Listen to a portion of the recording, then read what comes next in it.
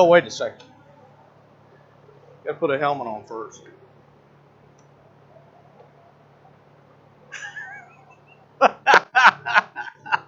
You know, maybe not.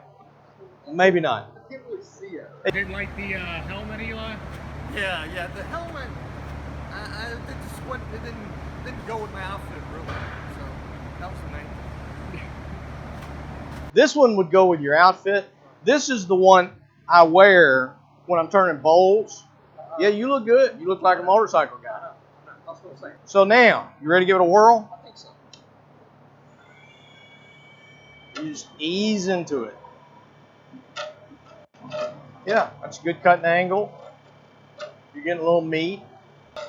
Now see, if you cut too deep, this lathe doesn't have so much power. It just stops. So there's really no way to screw this up. Well, I mean, you might think of a way, but all right, let's see what it looks like. Smooth as silk. Completely round. Completely round. Okay. In a manner of speaking. Are we done? Can we just slip We might through want to get just a little bit more off of it. All right, let's pull up there for a second. Swap places again and start shaping it.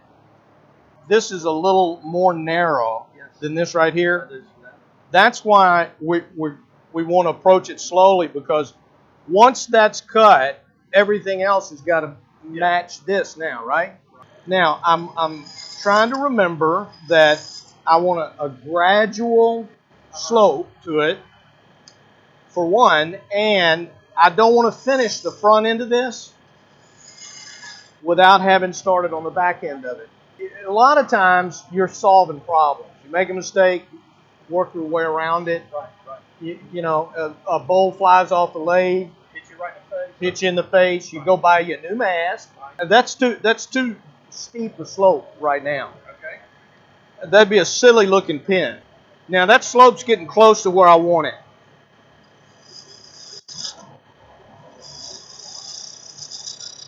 All right. So I'd start taking it off right up there, and pretty abruptly. Not that abruptly. How was that? That's a little violent. You got a little bit of a catch. We call that a nasty catch. One of the great things about turning pins is once you start turning one, you have to concentrate on it.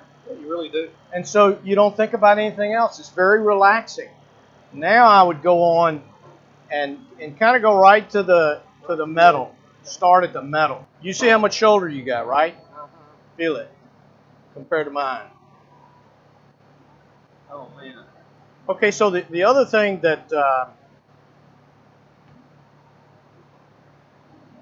forgot what I was going to say. I'll think of it in a minute. And it's okay to relax a little bit. I mean, I'm not gonna you're relax. a little tense.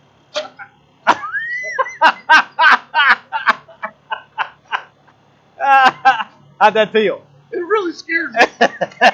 Let's see what you did to it. Ooh, it's quite a.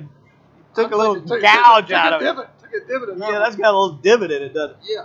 Why don't I see if I can correct that for you? Would you feel okay about that? I'll give you $50 and pulling back on it just a hair when I. You're like a genius, bro. You think? You're like a genius. There's always your temptation will be to look at where you're cutting right here, right?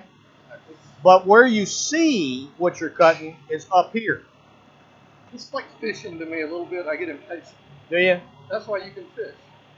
I get impatient, and so therefore I want to dig in. But that's when you screw it all up. I've never really thought of myself much as a patient guy, and you can be pretty aggressive with it. You just want to keep the sandpaper moving, and ultimately you want these lines to go away. You got one there, one there, one there, one there.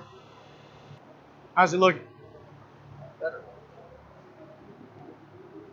Yeah. Still got a little more to go.